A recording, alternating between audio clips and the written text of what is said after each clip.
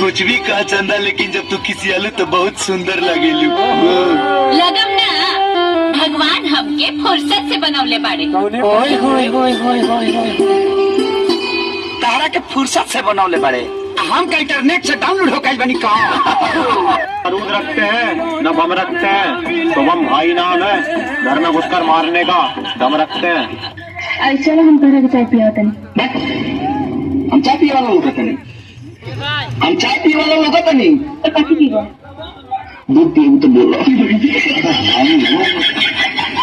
अच्छा कौनो लड़का कौनो लड़की से बड़े प्यार से कहला है, का कहलो कि चढ़ल बा जवानी गोरी मार के रखा ताला, नाता एक दिन चली जाई कमारिया पे भाला। कि लड़किया का कहला है कि फेरा में न पारा बाबू रहा बचाई के, फेरा में न पारा बाबू रहा बचाई के।